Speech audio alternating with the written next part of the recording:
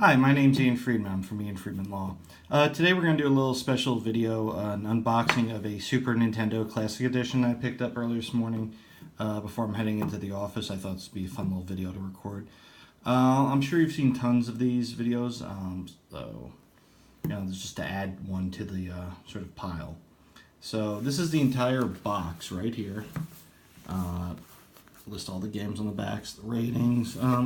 And interestingly, the Classics logo, which is why a mark recently appeared for the Nintendo 64 controller, indicating that there will be a N64 Classic at some point, possibly sometime next year. And for size comparison, I've brought out the original Super Nintendo. As you can see, the box, literally the box, is smaller than the Super Nintendo. Bringing them side to side, you can see. Obviously it's called the Mini for a reason, though actually, funny enough, the packaging does not refer to it as the Mini at all. So let's crack this open and see what it looks like inside. Let's see if I can open this without causing any sort of... Oh, good. I was wondering if there'd be a adhesive on it, but there isn't, so we got that going for us. I loved having the Super Nintendo as a kid. I mean, really, for me, it was both Nintendo and Super Nintendo, and I did not wind up liking the N64 that much. I mean, GoldenEye was great, but about that time, I sort of migrated over to the PlayStation, sort of the CD-based games, but mostly PlayStation, but also PC. So this would be the last really, true Nintendo one. I guess the N64 one kind of is, but in terms of, the games that I really liked, it would be the Super Nintendo. So let's open this up a bit. As you can see, we got an HDMI logo there, because this system will actually scale, display the game footage in 720p. Not 1080p though, but 720p. Apparently, if you do 1080p, it causes certain distortion errors, I've been told. But still, 720p is fine, considering that the original was not HD at all, or anything even close. So what do we have here? We have a warranty and user agreement. I'm sure someone at Nintendo's, their lawyers, spent good time on that. A list of all the games, and oh sweet, a poster. Now you're playing with superpower. Absolutely. This is cool. But also on the back of it's actually the instruction manuals. And I say manuals because of the various different languages. See if we can get English. Here we go. It's extremely basic startup instructions. You can even power this through your TV using the USB cord. So I'll take a look through that. But you still do power it on and off and reset by using the actual ports. Excuse me, not ports, the actual... Not a slide. Slides would probably be the better term. Anyway, we have our AC adapter, which, funny enough, only the United States has. From my understanding, there's an FCC regulation that you can't sell certain consumer electronics without the adapter cord. Interestingly, the EU apparently doesn't have a similar regulation, or if it does, it's more voluntarily or suggestive that you should do this. But in other countries, you have to purchase this. Then again, as I said, you probably have something like this. I mean, it's cool. It's got the Nintendo logo on it. It's different than the 4,000 Samsung ones I've lying around. But, it's what it is. Sorry. Let me get this out first. We have the HDMI. It comes with its own HDMI cable, which is, standard, but you don't always get that, especially if you buy a cheaper Blu-ray player or something. So it's nice. It's extremely short. One reviewer I was listening to last night mentioned that. He didn't really say why, but he said get a longer HDMI cable, and you probably want to get a longer one off of Amazon. Or you probably, these days, HDMI cables are sort of like the old red, green, blue cables that you can actually see in the background that went with this Super Nintendo. And you're probably going to have some lying around somewhere. So we got that. And now let's take a look at the controllers. The controllers, as many people have noted already, use a similar sort of Wii dongle plug-in. So if you actually have the NES extenders, though these are longer, you can use those. I got some, I think it was $10 off of Amazon that should be arriving later today, because I like to sit on the couch. There was a time for sitting on the floor playing games. Then you're 34 and it doesn't feel that comfortable anymore. Let's take a look at the controller. I unfortunately don't have an original SNES controller to compare to, but dear God, if this doesn't look like the exact thing and feel the exact same way, Super Nintendo controller. People said that they thought they went back to the original molds to create these. They probably did. This feels like a Super Nintendo controller because I've been using for my RetroPie. I think it's created by RetroLink.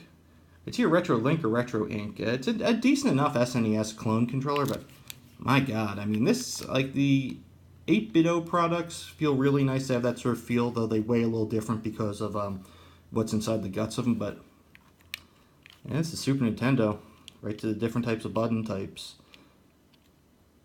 between this and the Super Famicom, which I was reading an interview that they did to promote this, and Miyamoto was saying that in the US, they went with concave for one type of buttons and round for the other one, so people would instinctively, without even having to look down, knew which were the primary ones and which were the secondary ones. And he was sort of amazed at the industrial design ideas that the United States had. And it's true, it's funny when you think about it. And maybe this is why I've never fallen in love with the 8-bit ones. Even though they're built great, I've only bought the Super Famicom ones in the past, is because they're all round buttons. With this one, you really know which is which. And also with the color scheme too, as opposed to two separate ones, they really are nicely divided. But yeah, this feels fantastic. It feels like a Super Nintendo controller. And the cool thing is, since Nintendo released this, it can actually say Super Nintendo Entertainment System, which none of the clones can legally say. Funny enough, I haven't even seen, now maybe if I looked on AliExpress, I haven't actually seen ones that look like blatantly obvious knockoffs that just don't care and they put the trademark on. But I'm sure they're out there, but this feels perfect. This feels like an SNES controller. I wish I had one for comparison purposes. I don't, but I mean, it's the right size. Everything feels right about it. It's got a good texture. I mean, there's not much more to say. It feels like the controller from back in the 90s. So maybe I'm high on nostalgia or something, but the controller feels the way it should look. So now we got the controller out. You get a second one this time, so you don't have to deal with the fun of, oh, maybe Nintendo will make more, or maybe I can just go to my store and buy them. Of course they'll be in stock. And once again, the same right feel. And the D-pad feels great. Excuse me. The D-pad's actually the one that people often talk about the most, being the most problematic because people don't do it correctly, or at some point. Now, Nintendo did have a pad on the D-pad. That's actually talked about in one of my clients, a gaming historian's video on who invented the D-pad. So there were differences in how everyone would make a D-pad, but those patents had long expired, so there's nothing really stopping someone from using that technology to make it. But let's not drop that, though. Let's get to the main unit. Oh, wait, there is another wire. This is the USB, micro USB power cord, which is why, like I said, you can, and you probably have tons of these lying around if you ever have Android stuff. I mean, I switched over to an iPhone after the Note 7 for a while, and I still have a ton of these lying around. If you have like Android tablets, anything, you plug in here, plug into the wall, or in this case, I'm going to plug into the TV because we have a USB jack in the TV, our newer TV, and why not? I mean, that's one less plug you have to fish down. You have to reach in. It takes up socket space. That's a fire. Adds, to how many things you got plugged in, potential fire hazard. So I'm fine with that. But let's get to the system itself. It is extremely small. Everything's been packaged really nice by this. I heard some guy, poor dude, got it at Target or wherever, which store he bought it from, and he came back and it was broken. It was totally detached inside. So let's do a quick, only shakings from those buttons, as should be. Obviously, you can't push down here. You can't push in there to eject anything, but you turn it on and you hit reset that way. And as you can see, it has the original looking controller ports, though. So I don't have nails. Let's see if I can get this open because it actually comes down. Ugh. One of those things where you wish you had longer nails. Let me just see if I can slide a little piece of paper in to just start it, or excuse me, plastic in this case. Let's see if the poster will. So now, oh wait, sorry, I'm an idiot. It's actually this way. You slide it down that way, you pull it out. And that's where the Wii ports go in. People have commented that this is kind of fragile, and it really is. I wouldn't I would not let your small children play around with this thing, or even your lesser capable, bigger children that you're friends with. But I mean, it comes out, so it won't be any problem to put the controller in. And I'm sure, because keep in mind I'm also controlling the camera at the same time, so I can't bring it that close. There we go. It snaps back in. So I mean, it's really nice. And let's do a little visual comparison between the two. If that's even really possible. The Mini, the original. I'm sure you've seen these pictures online people have done, but it's nice that it's really small. It'll fit under any of your real TVs that are not like on the you know, can fit next to them if you have like depending on how it's, if you're having it hanging, obviously it won't be a problem, but if it's on the TV stand, this should fit in nicely, especially if it's one where there's a lot of space underneath. So this is what you get in the package. I'm going to see if I can post a video later of me testing it out when I get back home, but I don't really have any direct monitoring or direct monitor recording stuff set up. I might be able to do it with the laptop, but you're probably going to see tons of people playing it. But this is what's in the box. And I hope you enjoyed this video. I really can't wait to play around with this. I am so hyped to play Earthbound. I loved that game as a kid.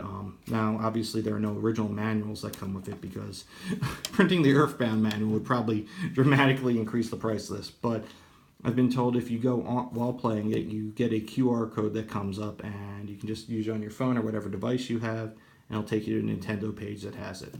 Anyway, I hope you enjoyed this video, and thanks for watching.